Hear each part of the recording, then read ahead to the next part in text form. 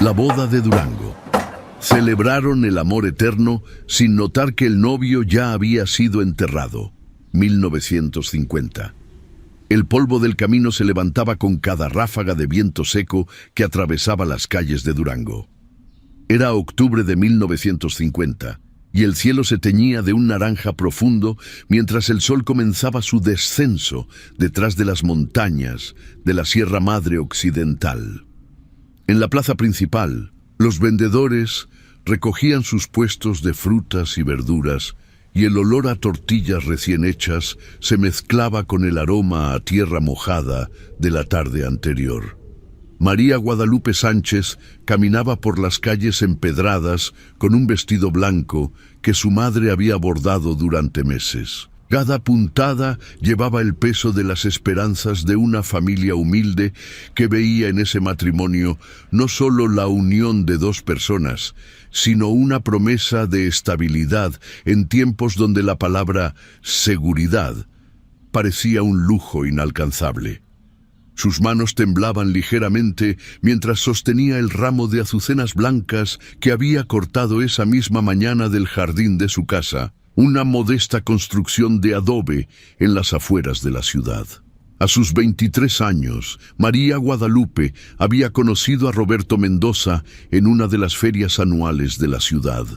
Él era un hombre de 32 años, de mirada firme y pocas palabras, que trabajaba como supervisor en una de las minas de plata cercanas a la región. No era rico, pero tenía un empleo estable, algo que en aquellos días valía más que cualquier fortuna. Roberto le había prometido una vida digna, una casa propia y sobre todo respeto. En un pueblo donde las mujeres todavía vivían bajo la sombra de sus padres y luego de sus esposos, esa promesa era como un rayo de luz en medio de la oscuridad. La familia de María Guadalupe había preparado todo para la boda con los pocos recursos que tenían. Su padre, don Aurelio, había vendido 2 de sus mejores cabras para pagar el salón del sindicato minero donde se realizaría la recepción. Su madre, doña Carmen, había cocinado durante 3 días mole poblano y tamales, pidiendo prestadas ollas a las vecinas. Los hermanos menores de María habían limpiado el salón hasta que los pisos de madera vieja brillaban como si fueran nuevos. Todo estaba listo. Las mesas estaban cubiertas con manteles blancos almidonados, decoradas con centros de flores de papel de China en colores rojo, blanco y verde. La banda de música local había sido contratada con el dinero que María había ahorrado de su trabajo como costurera. Incluso el padre Domingo había accedido a oficiar la ceremonia en la parroquia de San Juan Bautista a las 5 de la tarde, justo cuando la luz del atardecer entrara por los vitrales de colores. Pero Roberto no había llegado. María Guadalupe esperaba en el pequeño cuarto que habían habilitado como vestidor en la casa de sus padres. Desde la ventana podía ver el reloj de la torre de la iglesia marcando las 4:30.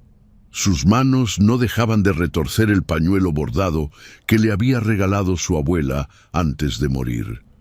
Doña Carmen entraba y salía del cuarto, tratando de disimular su nerviosismo con una sonrisa forzada. A las 4:45, don Aurelio entró a la habitación. Su rostro curtido por años de trabajo bajo el sol mostraba algo más que preocupación. Había miedo en sus ojos, un miedo antiguo que María reconoció de inmediato. Era el mismo miedo que veía en los hombres del pueblo cuando hablaban en voz baja sobre desapariciones, sobre gente que salía a trabajar y nunca regresaba, sobre cuerpos encontrados en los caminos polvorientos que conectaban los pueblos mineros. Los últimos meses de 1950 habían sido particularmente tensos en Durango. La región minera estaba bajo el control férreo de hombres poderosos que manejaban no solo las operaciones de extracción, sino también la vida diaria de los trabajadores. Había rumores constantes sobre conflictos laborales silenciados con violencia, sobre trabajadores que se atrevían a exigir mejores condiciones y desaparecían sin dejar rastro. Los periódicos locales nunca publicaban nada al respecto, y la policía siempre tenía la misma respuesta cuando alguien preguntaba por un desaparecido. Seguramente se fue a buscar trabajo a otro lado. Roberto había tenido un altercado 2 semanas antes de la boda con el capataz de la mina, un hombre llamado Esteban Villarreal, conocido por su lealtad ciega al dueño de las minas y por su disposición a resolver problemas de manera definitiva. El conflicto había surgido porque Roberto había descubierto que estaban falsificando los registros de producción para quedarse con parte de la plata extraída, y había amenazado con reportarlo a las autoridades estatales.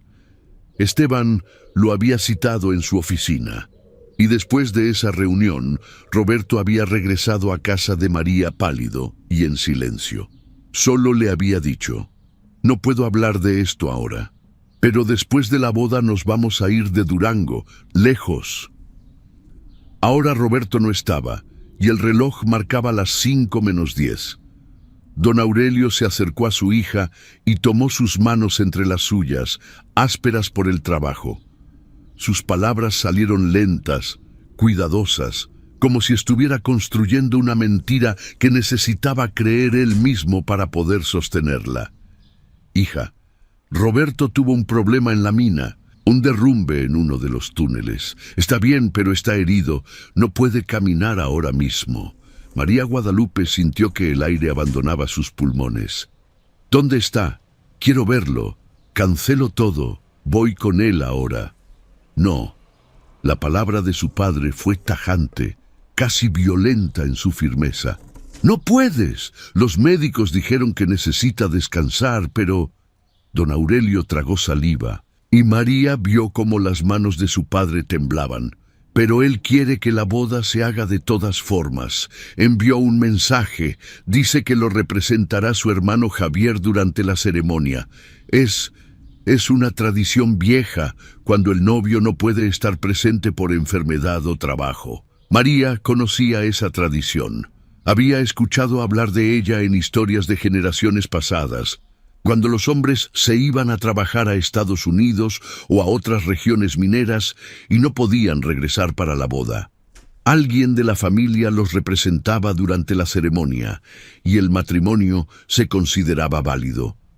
Pero algo en la mirada de su padre le decía que había más que eso, algo que él no estaba diciendo. «Papá, yo solo quiero saber que está bien. Déjame ir a verlo». «No puedes, María. Confía en mí. Esto es lo mejor. La boda se hará. Todo está preparado. Toda la familia está esperando. Los invitados están llegando. Roberto quiere que sea su esposa hoy, como lo planearon». Había algo desesperado en la voz de su padre, algo que iba más allá de la preocupación por el dinero gastado en la celebración o la vergüenza social de una boda cancelada. Era el tono de un hombre que sabía que su familia estaba en peligro y que la única manera de protegerlos era seguir adelante, mantener las apariencias, no hacer preguntas. María Guadalupe asintió lentamente, no porque creyera la historia del derrumbe, sino porque reconoció en los ojos de su padre el mismo terror silencioso que había visto en tantas otras familias del pueblo. El terror de quienes saben que hay fuerzas contra las que no se puede luchar, que hacer demasiadas preguntas puede costar más que una vida, puede destruir a toda una familia. A las 5 de la tarde, las campanas de la parroquia de San Juan Bautista comenzaron a repicar. María Guadalupe caminó por el pasillo central de la iglesia del brazo de su padre, mientras los invitados susurraban entre ellos, confundidos por la ausencia visible del novio. Al final del pasillo, junto al altar, estaba Javier Mendoza, el hermano menor de Roberto, un joven de apenas 25 años que no podía sostener la mirada de nadie. Vestía un traje prestado que le quedaba grande, y sus manos no dejaban de temblar mientras sostenía el anillo de oro que Roberto había comprado 2 meses antes. El padre Domingo, un anciano de 70 años que había visto demasiadas tragedias en su vida como para sorprenderse por una más, condujo la ceremonia con voz solemne. Cuando llegó el momento de los votos, fue Javier quien respondió en nombre de Roberto, con una voz apenas audible que temblaba en cada palabra. Yo, Roberto Mendoza, te acepto a ti, María Guadalupe Sánchez, como mi legítima esposa. Las palabras flotaban en el aire de la iglesia como humo, irreales, espectrales. María repetía los votos mecánicamente, su mente tratando de procesar lo que estaba sucediendo. ¿Dónde estaba Roberto realmente? ¿Por qué su padre había mentido tan mal sobre el derrumbe? No había habido ningún derrumbe en las minas. Ella lo habría escuchado en el pueblo. Las noticias de accidentes mineros viajaban rápido. Cuando el padre Domingo declaró el matrimonio válido y bendecido ante Dios, María sintió que estaba viviendo una pesadilla de la cual no podía despertar. Los invitados aplaudieron con una mezcla de confusión e incomodidad. Algunos de los mineros presentes intercambiaban miradas que María no supo interpretar, pero que llevaban el peso de un conocimiento secreto y terrible. La recepción en el salón del sindicato fue una farsa macabra. La música sonaba demasiado fuerte, como tratando de llenar el vacío dejado por la ausencia del novio. La gente comía y bebía, pero las conversaciones eran forzadas, superficiales. Nadie hacía preguntas directas sobre Roberto. Cuando alguien preguntaba por él, recibía respuestas vagas sobre el accidente en la mina, sobre su recuperación, sobre cómo llegaría más tarde cuando se sintiera mejor.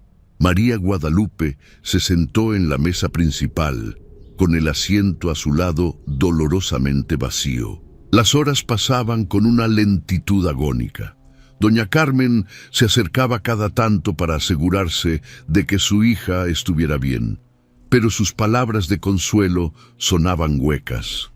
Don Aurelio bebía más tequila del que María lo había visto beber en toda su vida, y con cada copa su rostro se volvía más gris, más hundido, como si cada trago llevara consigo un pedazo de su alma. Cerca de las 9 de la noche, cuando la música había cesado temporalmente y algunos invitados comenzaban a retirarse, un grupo de hombres entró al salón.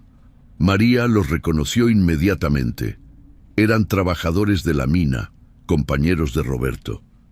Venían con sus mejores ropas, pero había algo en sus expresiones que heló la sangre de María. No era tristeza ni preocupación, era culpa. Uno de ellos, un hombre mayor llamado Tomás, que había trabajado con Roberto durante años, se acercó a María. Sus ojos estaban rojos y no parecía ser por el alcohol. «Señora María», comenzó, y el uso de ese título formal hizo que todo se sintiera aún más irreal. «Quiero que sepa que Roberto era un buen hombre, el mejor hombre que conocí en esas minas. Nunca tuvo miedo de decir la verdad, nunca se dejó comprar ni intimidar. ¿Por qué hablas de él en pasado?». La pregunta salió de los labios de María antes de que pudiera detenerla. Tomás abrió la boca para responder, pero don Aurelio apareció de la nada, interponiendo su cuerpo entre el minero y su hija. «Tomás, gracias por venir. Es hora de que todos nos vayamos a descansar. Ha sido un día muy largo».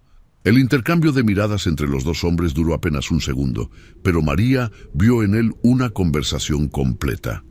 Don Aurelio estaba suplicando silencio. Tomás estaba luchando con su conciencia. Finalmente, el minero asintió. Apretó el hombro de don Aurelio y se retiró con sus compañeros. La fiesta terminó poco después. Los invitados se fueron en pequeños grupos, murmurando entre ellos. María Guadalupe regresó a la casa de sus padres todavía vestida de novia, con el maquillaje corrido por las lágrimas que finalmente había permitido que fluyeran durante el camino a casa. Esa noche, María no pudo dormir. Se quedó sentada en su cama, mirando por la ventana hacia las montañas oscuras que rodeaban Durango. En algún lugar allá afuera estaba Roberto. Ella lo sabía, pero también sabía, con una certeza que le rompía el corazón, que algo terrible había sucedido. La historia del derrumbe era una mentira. La boda había sido un teatro macabro, una representación orquestada para... ¿Para qué? ¿Para quién? A las 3 de la mañana escuchó voces en la sala. Se acercó sigilosamente a la puerta de su cuarto y reconoció las voces de su padre y su madre.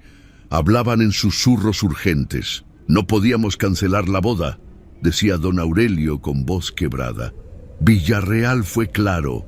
Si cancelábamos, si hacíamos cualquier escándalo, María sería la siguiente.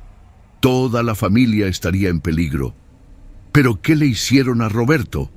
La voz de doña Carmen estaba llena de horror contenido. «No lo sé, no quiero saberlo. Lo único que sé es que desapareció hace 3 días. Los otros trabajadores encontraron su camioneta en el camino a la mina con las llaves puestas y la puerta abierta.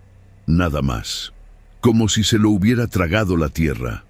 3 días, ¿y tú lo sabías? ¿Y aún así hiciste que María se casara hoy? ¿Cómo pudiste? ¿Qué querías que hiciera, Carmen? ¿Qué?» La voz de don Aurelio se elevó, desesperada. «Villarreal vino a verme ayer. Me dijo que si la boda no se hacía como estaba planeada, si María hacía preguntas, si involucrábamos a la policía, nuestra familia completa pagaría el precio. Me mostró una lista, Carmen, una lista con los nombres de todos nuestros hijos.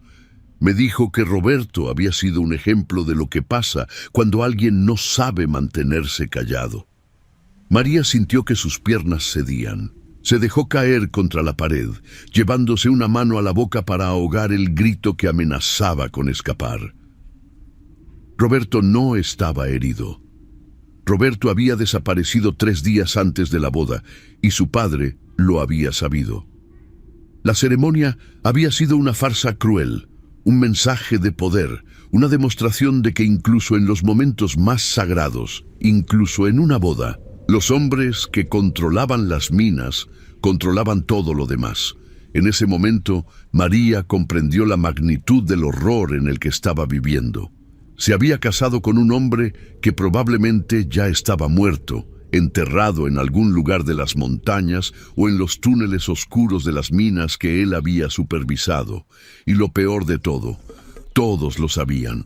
Todos habían participado en esa mentira, en ese ritual macabro, porque el precio de la verdad era demasiado alto. Las semanas siguientes fueron un tormento. María no salió de su casa durante días. Su padre le había dado una habitación en la parte trasera de la casa, diciéndole que esperara allí a que Roberto se recuperara y pudiera venir por ella. Pero Roberto nunca vino. Durango continuó su vida diaria como si nada hubiera pasado. Las minas siguieron operando. Los trabajadores entraban cada mañana y salían cada tarde, cubiertos de polvo y silencio. Nadie hablaba de Roberto Mendoza. Su nombre se convirtió en un susurro, en algo que la gente evitaba mencionar por miedo a invocar la misma suerte. María intentó ir a la policía una semana después de la boda. Don Aurelio la detuvo en la puerta, sujetándola por los brazos con fuerza desesperada. «Por favor, hija, no lo hagas. Piensa en tus hermanos, piensa en tu madre. ¿Y qué hay de Roberto? ¿Qué hay de la verdad? La verdad no importa si estamos todos muertos. La verdad no le devolvió la vida a ninguno de los otros hombres que desaparecieron. La verdad solo te llevará a la misma fosa donde está Roberto». María se derrumbó en los brazos de su padre, llorando con una desesperación que parecía no tener fondo. Tenía razón. Lo sabía. En un lugar donde el poder se sostenía con violencia y silencio, la verdad era un lujo que solo podían permitirse los muertos. Pero el secreto pesaba sobre toda la familia como una lápida. Don Aurelio comenzó a beber más, perdiendo el trabajo que había mantenido durante años. Doña Carmen envejeció décadas en cuestión de semanas, su rostro marcado por el remordimiento. Los hermanos menores de María dejaron de ir a la escuela, asustados por los rumores que circulaban sobre su familia, sobre la boda maldita, sobre el novio fantasma. Un mes después de la boda, Tomás, el minero que había intentado hablar con María durante la recepción, desapareció también. Su familia encontró su casa vacía, con señales de lucha. La policía dijo que probablemente se había ido a buscar trabajo a otra ciudad. Nadie le creyó, pero nadie dijo nada. La espiral de silencio y miedo continuó envolviendo a Durango. María se dio cuenta de que su boda no había sido un caso aislado. Era parte de un patrón más grande, más oscuro.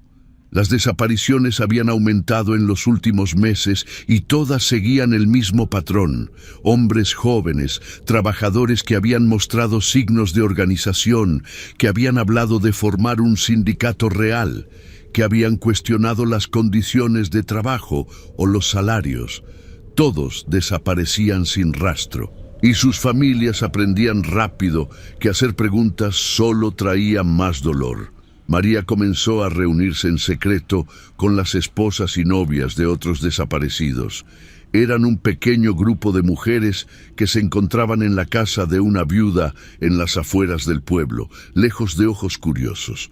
Allí compartían sus historias, sus miedos, su rabia contenida. Todas habían perdido a alguien. Todas habían sido silenciadas con amenazas. Todas llevaban el peso de secretos que podían destruir a sus familias. Una de esas mujeres, Dolores, había perdido a su hijo de 20 años 2 meses antes. Una noche, con lágrimas en los ojos, le contó a María algo que cambiaría todo. Mi hijo me dijo días antes de desaparecer que había descubierto algo en las minas. Dijo que Villarreal y los dueños estaban usando los túneles abandonados para algo más que extraer plata. Dijo que vio cosas, cuerpos. Dijo que algunos de los hombres que habían desaparecido nunca salieron de esas minas. María sintió que su corazón se detenía. Las minas, los túneles oscuros y profundos que se extendían por kilómetros bajo las montañas. El lugar perfecto para esconder secretos, para enterrar verdades incómodas, para hacer desaparecer a quienes se atrevían a hablar. Esa noche, María tomó una decisión. No podía ir a la policía, eso estaba claro. No podía confiar en las autoridades locales, que estaban claramente en la nómina de los dueños de las minas. Pero tenía que hacer algo. Roberto merecía justicia. Todos los desaparecidos la merecían, y sus familias merecían la verdad, por dolorosa que fuera. María comenzó a investigar por su cuenta. Usaba su trabajo como costurera como excusa para visitar diferentes casas en el pueblo, donde escuchaba conversaciones, recopilaba información. Poco a poco comenzó a formar un mapa de las desapariciones, cuándo habían ocurrido, quiénes eran las víctimas o qué tenían en común. El patrón era claro. Todos eran hombres que habían trabajado en la mina principal. Todos habían estado en contacto con Esteban Villarreal. Y todos habían desaparecido en las semanas previas o posteriores a momentos de tensión laboral. También descubrió algo más. Había un periodista en la capital del estado, en la ciudad de Durango, que había estado investigando casos de abusos laborales en las minas de la región. Su nombre era Ignacio Torres y había publicado algunos artículos en un periódico pequeño, pero respetado. María decidió contactarlo. La carta que le envió era cuidadosa, sin dar demasiada información que pudiera ponerla en peligro si caía en manos equivocadas. Solo le pedía una reunión, diciéndole que tenía información sobre las minas que podría ser de su interés. Ignacio respondió 2 semanas después, accediendo a reunirse con ella en un café en la capital, lejos de Durango y de ojos vigilantes. María le dijo a su familia que iba a visitar a una tía enferma y tomó el autobús temprano en la mañana. El encuentro fue breve pero intenso. María le contó todo: la desaparición de Roberto, la boda macabra, las amenazas, las otras desapariciones. Ignacio escuchó con atención, tomando notas en una libreta pequeña. Cuando María terminó, el periodista suspiró profundamente. «No es solo en Durango», dijo finalmente. «He estado investigando casos similares en toda la región minera. Hay un patrón. Los dueños de las minas tienen conexiones con políticos locales, con la policía, incluso con algunos militares. Han creado un sistema donde son intocables. Los trabajadores que intentan organizarse, que exigen mejores condiciones, simplemente desaparecen». «¿Y qué puedes hacer con esta información?», preguntó María, sintiendo una mezcla de esperanza y desesperación. «Puedo escribir sobre ello, puedo publicarlo, pero necesito pruebas concretas. Testimonios están bien, pero necesito algo más sólido. Documentos, evidencia física, algo que no puedan negar». María sabía qué tenía que hacer, aunque la idea la aterrorizaba. Tenía que entrar a las minas. Tenía que buscar en esos túneles abandonados que Dolores había mencionado. Tenía que encontrar la verdad, sin importar cuán oscura y terrible fuera. De regreso en Durango, María comenzó a planear. No podía hacerlo sola, necesitaba ayuda. Habló con Javier, el hermano de Roberto que la había representado en la boda. Al principio, él se negó, diciendo que era demasiado peligroso. Pero cuando María le contó sobre los túneles y los cuerpos, sobre la posibilidad de encontrar a Roberto y darle un entierro digno, algo cambió en sus ojos. Era la misma determinación que María había visto en Roberto. También reclutaron a otros 2 hombres, hermanos de desaparecidos, que estaban dispuestos a arriesgarse por la verdad. Planearon todo cuidadosamente. Irían un domingo por la noche, cuando las minas estaban cerradas y había menos vigilancia. Conocían los túneles principales porque todos habían trabajado allí en algún momento, pero los túneles abandonados eran un territorio desconocido y peligroso. La noche elegida llegó. María, Javier y los otros 2 hombres se reunieron cerca de la entrada de la mina a medianoche. Llevaban linternas, cuerdas y el valor desesperado de quienes no tienen nada más que perder.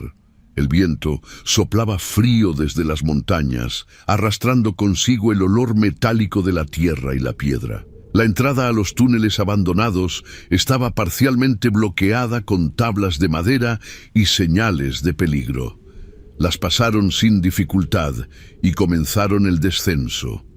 La oscuridad era absoluta, interrumpida solo por los haces temblorosos de sus linternas. El aire se volvía más denso con cada paso, cargado de humedad y algo más, algo que María no quería identificar, pero que reconocía instintivamente: el olor de la muerte.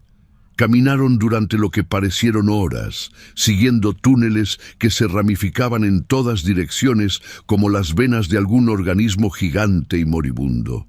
Las paredes goteaban agua negra y de vez en cuando escuchaban ruidos que los hacían detenerse, el corazón latiéndoles con violencia, el crujir de la madera vieja, el roce de pequeños animales, el eco distante de algo que podría o no ser humano. Fue Javier quien lo encontró primero: un túnel lateral, más estrecho que los demás, que terminaba en una caverna natural ampliada por la excavación.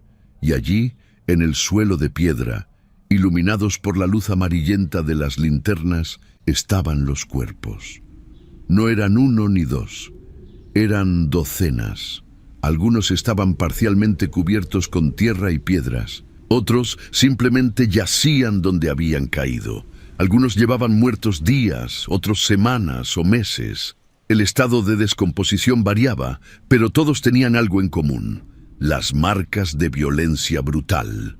Golpes, heridas de bala, señales de tortura. El aire en la caverna era pesado, casi sólido, cargado con el olor dulzón e inconfundible de la muerte. María sintió que el mundo giraba a su alrededor. Las paredes de piedra parecían cerrarse sobre ella. Los haces de luz de las linternas creaban sombras danzantes que daban a los cuerpos la ilusión de movimiento, como si estuvieran atrapados en algún estado intermedio entre la vida y la muerte. Cada cuerpo era una historia truncada, un futuro robado. Había hombres jóvenes que apenas habían comenzado sus vidas, padres que habían dejado huérfanos a sus hijos, esposos cuyas esposas habían envejecido décadas esperándolos. María los miraba uno por uno, y en cada rostro veía reflejado el de Roberto. Todos ellos habían tenido sueños, planes, personas que los amaban. Todos ellos habían cometido el mismo crimen imperdonable. Habían osado creer que merecían dignidad. Javier caminaba entre los cuerpos como un sonámbulo, su linterna temblando en su mano. De vez en cuando se detenía frente a uno, acercándose para examinarlo más de cerca, buscando alguna señal de reconocimiento. Sus labios se movían en silencio, como si estuviera rezando o contando, tratando de procesar la magnitud de la masacre que tenían ante sus ojos. Los otros dos hombres, Manuel y Rodrigo, hermanos que habían perdido a otro hermano meses atrás, se habían separado para cubrir más terreno. Manuel encontró a su hermano cerca de la entrada de la caverna. Cayó de rodillas junto al cuerpo con un grito ahogado que resonó en las paredes de piedra. Rodrigo corrió hacia él y los dos se abrazaron sobre el cadáver de su hermano, llorando con una desesperación que María sintió en su propio pecho como si fuera suya. María sintió que sus piernas no podían sostenerla. Se dejó caer de rodillas, llevándose una mano a la boca para contener las náuseas. El mundo se había reducido a ese momento, a esa caverna, a esa verdad terrible que había estado escondida bajo toneladas de tierra y silencio. Todo lo que había creído sobre su país, sobre la justicia, sobre el valor de una vida humana, se desmoronaba ante sus ojos. Pensó en todas las veces que había pasado por la plaza del pueblo y había visto a las madres de los desaparecidos sentadas en las bancas, con fotografías de sus hijos en las manos, preguntándole a cualquiera que pasara si los habían visto.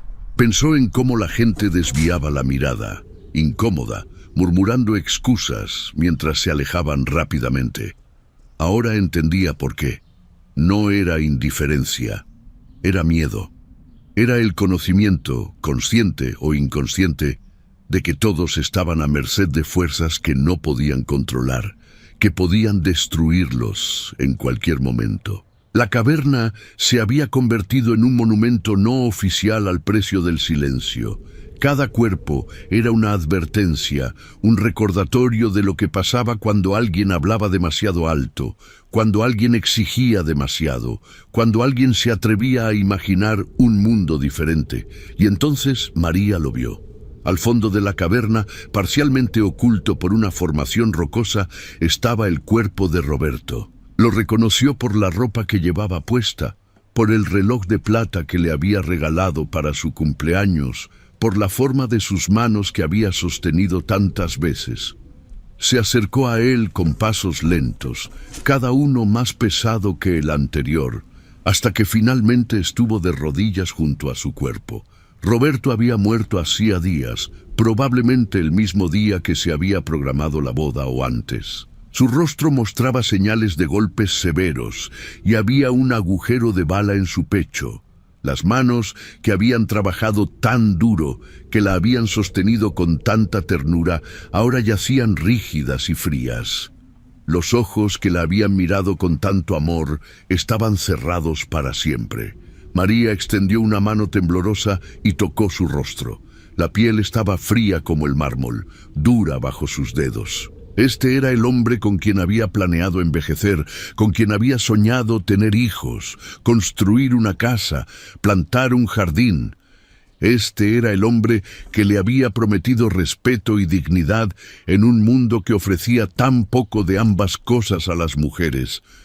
Este era el hombre que había muerto por creer que los trabajadores merecían ser tratados como seres humanos. Había muerto sabiendo que su boda se llevaría a cabo sin él, que María caminaría por ese pasillo creyendo que él simplemente estaba retrasado. Había muerto sabiendo que su familia sería obligada a participar en esa farsa cruel, que su hermano tendría que ponerse de pie en el altar y decir votos en su nombre mientras su cuerpo se enfriaba en esta tumba oscura. María imaginó sus últimos momentos. ¿Había pensado en ella? ¿Había tratado de enviarle algún mensaje, alguna advertencia, o había muerto tan rápido que no tuvo tiempo de pensar en nada más que el dolor? La idea de que hubiera sufrido, de que hubiera tenido miedo en sus últimos momentos, era casi más de lo que podía soportar. Recordó la última vez que lo había visto vivo, 3 días antes de la boda. Habían estado revisando los últimos detalles de la celebración en la casa de ella. Roberto había estado más callado de lo usual, distraído. Cuando ella le preguntó qué le preocupaba, él solo sonrió y le dijo que estaba nervioso por la boda, por la responsabilidad de ser un buen esposo. Pero ahora María se preguntaba si en ese momento él ya sabía que estaba en peligro, si ya había tenido la conversación con Villarreal que había sellado su destino. ¿Por qué no le había dicho nada? ¿Por qué no había huido? Probablemente porque sabía que huir solo pondría a María y a su familia en peligro. Probablemente porque, incluso enfrentando su muerte, su primer pensamiento había sido protegerla. Ese era el tipo de hombre que había sido Roberto, y eso lo había matado. María se inclinó sobre él, presionando su frente contra la de él, mezclando sus lágrimas con el polvo que cubría su rostro. Susurró palabras que solo él podría haber escuchado si los muertos pudieran escuchar. Le dijo que lo amaba, que lo perdonaba por no decirle la verdad, que entendía por qué había callado. Le prometió que su muerte no sería en vano, que contaría su historia, que se aseguraría de que el mundo supiera qué tipo de hombre había sido y qué le habían hecho. «Perdóname», susurró. «Perdóname por no haber estado allí. Perdóname por haber caminado por ese pasillo mientras tú yacías aquí. Perdóname por haber sonreído cuando la gente me felicitaba. No sabía. Pero parte de ella había sabido, ¿no? Parte de ella había sentido que algo estaba terriblemente mal, que la historia del derrumbe no tenía sentido. Pero había elegido no presionar, no hacer preguntas, porque hacer preguntas ponía en peligro a su familia. Había sido cómplice de su propio engaño, y eso era algo con lo que tendría que vivir por el resto de su vida. Javier finalmente se acercó y puso una mano en su hombro. María podía sentir que él también estaba llorando, su cuerpo temblando con sollozos contenidos. Habían perdido más que un hermano y un prometido. Habían perdido su fe en que existía alguna forma de justicia en el mundo, en que las vidas de personas como ellos importaban a alguien con poder suficiente para hacer algo al respecto. Tenemos que irnos. No podemos llevar los cuerpos ahora, pero tenemos que documentar esto. Tenemos que hacer que esto importe. María asintió lentamente. Con manos temblorosas comenzó a tomar notas mentales de todo lo que veía. ¿Cuántos cuerpos había? ¿En qué estado estaban? ¿Qué objetos personales podían identificar? Los otros hombres hacían lo mismo. No tenían cámaras, no había forma de capturar evidencia física en ese momento, pero sus testimonios tendrían que ser suficientes. Antes de irse, María tomó el reloj de Roberto. No podía llevarse su cuerpo, pero necesitaba algo, una prueba tangible de que había estado allí, de que lo que estaban viendo era real y no alguna pesadilla compartida. El regreso a la superficie fue un trance. Ninguno habló hasta que estuvieron fuera de las minas, respirando el aire fresco de la noche. Todos estaban pálidos, en shock. Lo que habían visto era la confirmación de todo lo que habían temido, y era peor de lo que cualquiera había imaginado. María sabía que tenían que actuar rápido. Una vez que Villarreal y los dueños de las minas descubrieran que alguien había estado en esos túneles, las consecuencias serían terribles. Decidieron que María viajaría a la capital esa misma mañana para encontrarse de nuevo con Ignacio Torres. Esta vez tenía pruebas suficientes, testimonios de testigos oculares, descripciones detalladas de la ubicación de los cuerpos. El periodista la recibió en su oficina, una habitación pequeña llena de archivos y recortes de periódicos. Cuando María terminó de contarle lo que habían encontrado, Ignacio estaba pálido. Esto es más grande de lo que imaginaba, dijo. Si publico esto, va a explotar. Pero también va a ponerlos a todos en peligro inmediato. Ya estamos en peligro, respondió María. Desde el momento en que decidimos buscar la verdad, al menos que esta verdad sirva para algo, que los muertos no hayan muerto en vano. Ignacio trabajó día y noche durante una semana. Verificó cada detalle, contactó a otras fuentes, reunió toda la información que pudo sobre las operaciones mineras y las conexiones políticas. Finalmente, publicó un artículo extenso en primera plana. Los túneles de la muerte, el cementerio oculto de los trabajadores de Durango. El artículo era devastador en su detalle. Describía las desapariciones, las amenazas, el sistema de represión que mantenía a los trabajadores en silencio. Incluía los testimonios de María y los otros testigos, aunque protegiendo sus identidades. Terminaba con un llamado urgente a las autoridades federales para que investigaran y llevaran a los responsables ante la justicia. La reacción fue inmediata y violenta. El artículo fue recogido por periódicos nacionales. Políticos en la Ciudad de México comenzaron a hacer preguntas incómodas, pero en Durango la respuesta fue de terror. La casa de los padres de María fue atacada esa misma noche. Hombres armados llegaron disparando, destrozando ventanas, dejando un mensaje claro. Don Aurelio fue herido en el brazo y la familia tuvo que ser evacuada a un lugar seguro. Javier y los otros 2 hombres que habían ido a las minas también fueron amenazados. Uno de ellos desapareció 2 días después del artículo.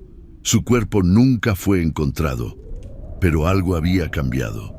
La historia había salido y ya no podía ser enterrada junto con los cuerpos en esos túneles oscuros. Las presiones políticas llevaron a una investigación federal. Funcionarios de la Ciudad de México llegaron a Durango con órdenes de exhumar los túneles y recuperar los cuerpos. Lo que encontraron confirmó todo lo que María había reportado, y más. No eran solo trabajadores. Había también activistas locales, maestros que habían intentado organizar a la comunidad. Incluso algunos periodistas que habían hecho preguntas incómodas. Era un cementerio de la resistencia, un monumento macabro al precio de la disidencia en un sistema construido sobre la violencia y el silencio. Esteban Villarreal intentó huir, pero fue capturado en la frontera con Estados Unidos. Los dueños de las minas enfrentaron cargos, aunque sus conexiones políticas significaban que el proceso sería largo y probablemente inconcluso. Pero al menos había comenzado algo. Un reconocimiento oficial de las atrocidades, una apertura de archivos, una búsqueda de verdad. María nunca pudo regresar a Durango. La ciudad guardaba demasiados fantasmas, demasiado dolor. Se mudó a la capital con su familia, tratando de reconstruir sus vidas, lejos de las montañas que habían guardado tantos secretos oscuros. Pero el peso de lo que había vivido, de lo que había visto, nunca la abandonó completamente. El día que finalmente pudieron darle un entierro digno a Roberto fue gris y lluvioso. María estaba de pie junto a la tumba, sosteniendo el reloj de plata que había recuperado de su cuerpo. El padre Domingo, que había accedido a oficiar también este servicio, recitaba las oraciones finales mientras la lluvia caía sobre los paraguas negros de los asistentes. «Tierra eres y en tierra te convertirás», decía el sacerdote, y María sentía el peso de esas palabras de una manera que nunca antes había experimentado. Roberto había sido tierra antes de tiempo, enterrado en la oscuridad, su muerte negada, su existencia borrada para conveniencia de hombres que valoraban el dinero y el poder sobre la vida humana. Cuando bajaron el ataúd, María dejó caer una rosa blanca sobre la madera. No era el final que había imaginado para su historia de amor. No había sido la vida juntos que habían planeado, los hijos que habrían tenido, los años que habrían compartido. En lugar de eso, había solo una boda fantasmal, una farsa cruel que se había convertido en símbolo de todo lo que estaba podrido en el sistema. Pero también había algo más. Su historia se había convertido en un grito de protesta, en una exigencia de justicia que resonaba más allá de Durango. Las familias de otros desaparecidos comenzaron a organizarse, inspiradas por el coraje de María y las otras mujeres que se habían negado a aceptar el silencio. Empezaron a exigir respuestas, a buscar a sus seres queridos, a negarse a ser cómplices de su propio olvido. Los años pasaron lentamente. María nunca se volvió a casar. El recuerdo de Roberto y de aquella boda macabra donde había jurado amor eterno a un hombre que ya estaba muerto era demasiado pesado para permitirle abrir su corazón de nuevo. Pero encontró un propósito en su dolor. Se convirtió en una activista, trabajando con organizaciones que buscaban a desaparecidos, que documentaban abusos, que exigían justicia. Cada año, en el aniversario de la boda, María regresaba a Durango. No a su antiguo barrio, sino a las afueras de la ciudad, donde se había erigido un memorial para las víctimas de las minas. Era un monumento simple, una pared de piedra con los nombres de todos los que habían sido encontrados en esos túneles, y espacios en blanco para los que aún faltaban por encontrar. El nombre de Roberto estaba allí, grabado en la piedra junto a docenas de otros. María se quedaba allí durante horas, tocando las letras de su nombre, recordando no solo al hombre que había amado, sino a todos los que habían muerto por atreverse a soñar con algo mejor, por negarse a aceptar la injusticia, por creer que merecían dignidad y respeto. La historia de la boda de Durango se convirtió en leyenda. Se contaba en voz baja en los pueblos mineros de todo México, una advertencia y una inspiración a la vez. Era la historia de cómo el poder puede corromper todo, incluso los momentos más sagrados, pero también de cómo la verdad, por dolorosa que sea, eventualmente encuentra su camino hacia la luz. En las noches, cuando el viento soplaba desde las montañas de la Sierra Madre, la gente de Durango todavía hablaba de aquella boda donde la novia caminó por el pasillo para encontrarse con un fantasma. Algunos decían que en las noches de octubre, cuando se acercaba el aniversario, se podían escuchar las campanas de la iglesia repicando solas, como si la ceremonia se repitiera eternamente en algún plano paralelo de dolor y sufrimiento. Pero María sabía que no había nada sobrenatural en lo que había sucedido. El horror era completamente humano. Había sido creado por hombres de carne y hueso, por avaricia, por miedo, por la creencia de que algunas vidas valían más que otras. Y si había algo que perseguía esas montañas, no eran fantasmas, sino la memoria colectiva de las injusticias cometidas, el peso de los secretos que la tierra había guardado durante demasiado tiempo. En 1975, 25 años después de aquella boda maldita, María regresó a Durango por última vez. Tenía 50 años y su salud estaba deteriorada por años de trabajo incansable y el peso del trauma que había cargado. Visitó la tumba de Roberto y se sentó allí durante horas, hablándole como si pudiera escucharla. Le contó sobre todos los cambios que había visto, cómo las minas finalmente habían sido nacionalizadas, cómo se habían implementado mejores condiciones laborales, cómo los trabajadores ahora podían organizarse sin miedo. Le contó sobre las decenas de familias que habían encontrado a sus desaparecidos, que habían podido darles un entierro digno. Le contó sobre cómo su historia había inspirado a generaciones de activistas que seguían luchando por la justicia. No fue en vano, Roberto, susurró con lágrimas corriendo por su rostro envejecido. Tu muerte no fue en vano. Ninguna de esas muertes lo fue. Cambiaron algo, despertaron algo en la gente, les recordaron que tienen derecho a la verdad, a la justicia, a la libertad. El sol comenzaba a ponerse sobre las montañas, tiñendo el cielo de los mismos tonos naranja que había tenido aquella tarde de octubre de 1950. María se quedó allí hasta que la oscuridad cayó completamente, sintiendo la presencia de todos aquellos que habían sido silenciados, pero cuyas voces finalmente habían encontrado eco en el grito de justicia que ella y otras como ella habían elevado. Cuando finalmente se levantó para irse, depositó una última cosa sobre la tumba, su anillo de bodas. El anillo que Javier había colocado en su dedo en nombre de Roberto. En aquella ceremonia macabra que había sellado no un matrimonio, sino un testimonio de horror. Ya no lo necesitaba. Había llevado ese peso durante suficiente tiempo. Al caminar alejándose del cementerio, María se sintió más ligera de lo que se había sentido en años. Había cumplido su promesa. Roberto y todos los demás finalmente habían sido recordados, honrados, vengados no con más violencia, sino con verdad y justicia. Era un final imperfecto para una historia de tragedia, pero era lo mejor que podía haber esperado. Las luces de Durango parpadeaban en la distancia mientras María subía al autobús que la llevaría de regreso a la capital. Miró por la ventana hacia las montañas oscuras una última vez, pensando en todos los secretos que todavía guardaban, en todas las historias que aún esperaban ser contadas. Que descansen en paz, murmuró. Todos ustedes, finalmente, que descansen en paz. El autobús arrancó, dejando atrás Durango y sus sombras.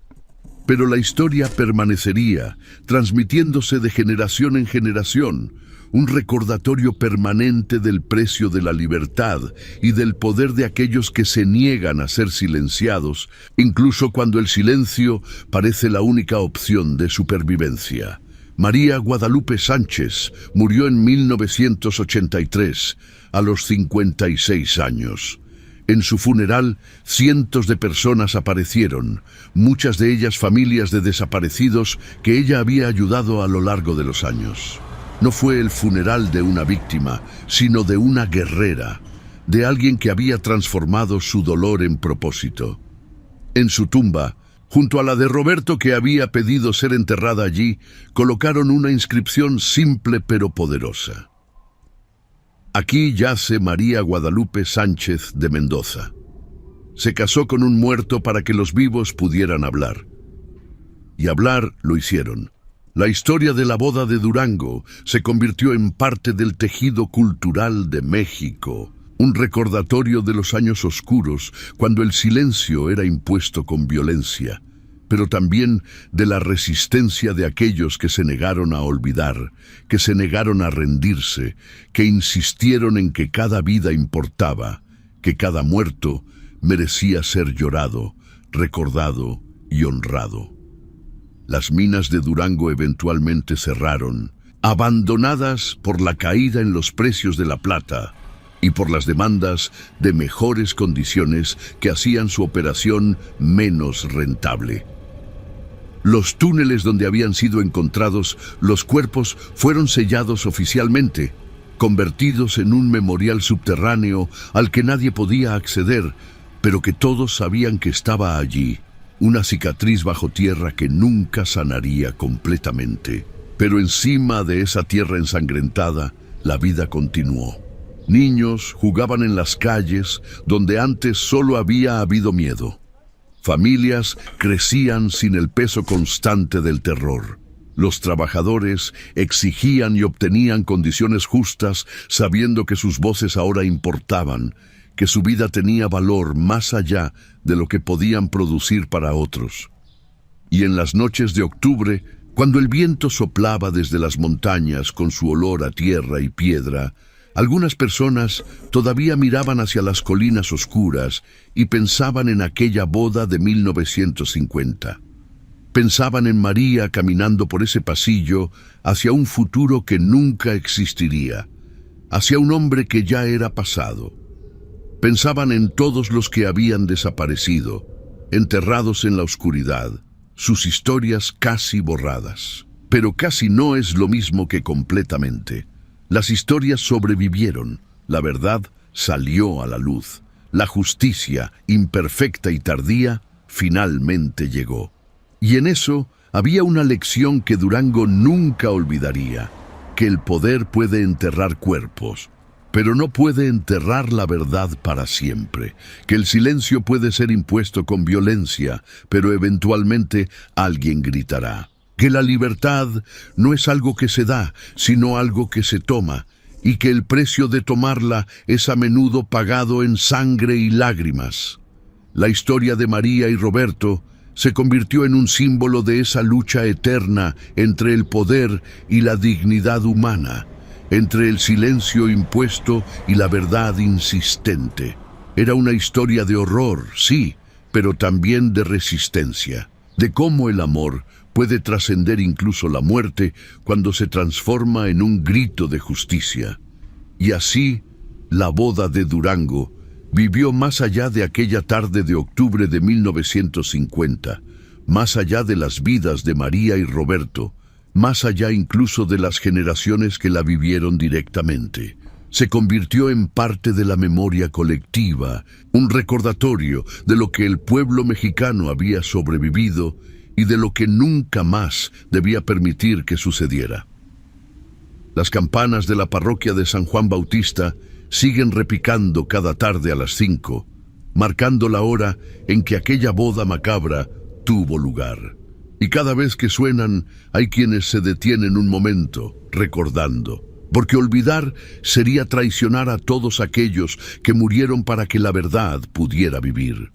Olvidar sería rendirse ante el silencio que casi los consume a todos. Y María había enseñado con su vida y su lucha que algunas cosas son demasiado importantes para olvidar, que la memoria es resistencia, que recordar es un acto revolucionario, que contar la historia, por dolorosa que sea, es la única manera de asegurarse de que los muertos no mueran dos veces, una en la tierra y otra en el olvido. Por eso la historia se sigue contando, generación tras generación. Por eso los niños de Durango aprenden sobre María y Roberto en la escuela. Por eso el memorial sigue de pie, con nuevos nombres siendo agregados cuando se descubren más cuerpos, cuando la tierra finalmente rinde sus secretos. La libertad, había aprendido María, no es solo la ausencia de opresión, es también el derecho a la verdad, el derecho a la memoria, el derecho a decir los nombres de los muertos en voz alta y exigir que su sacrificio signifique algo. Es el derecho a no ser olvidado, a no ser enterrado en la oscuridad sin que nadie pregunte por qué o cómo. Y mientras haya alguien que recuerde, mientras haya alguien que cuente la historia, mientras haya alguien que se detenga ante el memorial y lea esos nombres en voz alta, la libertad por la que Roberto y tantos otros murieron no habrá sido en vano. La boda de Durango no fue solo una ceremonia macabra en 1950. Fue el comienzo de un despertar, el primer paso en un largo camino hacia la justicia. Fue la chispa que finalmente encendió la llama de la resistencia que había estado esperando, contenida bajo años de miedo y silencio. Y María, la novia que caminó hacia su boda para encontrarse con la muerte, se convirtió en el símbolo de esa resistencia. Una mujer común que se negó a ser destruida por el horror que había vivido, que transformó su trauma en acción, su dolor en propósito, su pérdida en un legado de cambio. Su historia es un recordatorio de que incluso en los momentos más oscuros, incluso cuando el poder parece absoluto y la resistencia parece fútil, siempre hay alguien dispuesto a dar un paso adelante, a decir la verdad, a exigir justicia. Siempre hay una luz, por pequeña que sea, que se niega a ser apagada. Y esa luz, encendida en Durango en octubre de 1950, todavía arde en los corazones de aquellos que luchan por la justicia, en las manos de aquellos que documentan las desapariciones, en las voces de aquellos que se niegan a olvidar. La boda de Durango fue una tragedia, pero también fue un testimonio, un grito que resonó a través de las décadas, diciendo: estuvimos aquí, vivimos, amamos, sufrimos y nos negamos a ser borrados. Esa es la verdadera historia de aquella boda maldita, no solo el horror de lo que sucedió, sino la esperanza de lo que vino después. La prueba de que la verdad, por enterrada que esté, eventualmente emerge, de que la justicia, por tardía que sea, eventualmente llega, de que la libertad, por costosa que sea, eventualmente prevalece, y mientras el sol se pone sobre las montañas de Durango, tiñendo el cielo de naranja y púrpura, la historia continúa siendo contada, porque algunas historias son demasiado importantes para morir, algunas voces son demasiado poderosas para ser silenciadas, y algunos amores, incluso cuando son truncados por la muerte, son lo suficientemente fuertes como para cambiar el mundo. Esa es la lección final de la boda de Durango. Que el amor verdadero no termina con la muerte, se transforma, se convierte en algo más grande, más duradero, se convierte en la fuerza que impulsa el cambio, que exige justicia, que se niega a aceptar que algunas vidas importen menos que otras. María amó a Roberto, y ese amor, negado en vida, se convirtió en muerte en el motor de una revolución silenciosa pero imparable. Una revolución que dijo que nunca más el silencio, nunca más la impunidad, nunca más el olvido. Y así termina la historia, no con un final feliz, porque no puede haberlo, sino con una promesa cumplida, la promesa de que los muertos serán recordados, de que la verdad será dicha, de que la justicia, por imperfecta que sea, será buscada. La boda de Durango. Una ceremonia de amor que se convirtió en un testimonio de horror. Un momento de celebración que se transformó en un símbolo de resistencia. Una historia que comenzó con una mentira y terminó con una verdad que cambió todo. Y en algún lugar, en los túneles sellados bajo las montañas, en el viento que sopla a través de las calles de Durango, en la memoria de aquellos que se niegan a olvidar, Roberto y María siguen unidos. No por los votos pronunciados en aquella iglesia el día de la boda, sino por algo más profundo y más duradero. Por la búsqueda compartida de justicia, por el sacrificio que cambió el curso de la historia, por el amor que se negó a morir incluso cuando todo lo demás había muerto ya. Esa es su verdadera boda. No la farsa macabra de 1950, sino la unión eterna en la lucha por un mundo donde ninguna otra pareja tenga que vivir su pesadilla, donde ninguna otra familia tenga que elegir entre la verdad y la supervivencia, donde ningún otro ser humano tenga que desaparecer en la oscuridad para satisfacer la sed de poder de otros. Y mientras esa lucha continúe, mientras esa memoria permanezca viva, María y Roberto no estarán realmente muertos, Vivirán en cada acto de resistencia, en cada demanda de justicia, en cada negativa a ser silenciado. Vivirán en la promesa de que Durango no olvidará, de que México no olvidará, de que el mundo no olvidará la boda de Durango. Una historia de horror, una historia de amor, una historia de libertad, una historia que debía ser contada, que necesitaba ser contada, que demandaba ser contada. Y ahora ha sido contada. Y en el acto de contarla, en el acto de recordarla, la victoria final pertenece no a aquellos que enterraron los cuerpos, sino a aquellos que desenterraron la verdad. Esa es la justicia poética de la boda de Durango, que intentaron enterrar una historia, pero en su lugar sembraron una semilla de resistencia que creció hasta convertirse en un árbol de memoria inquebrantable.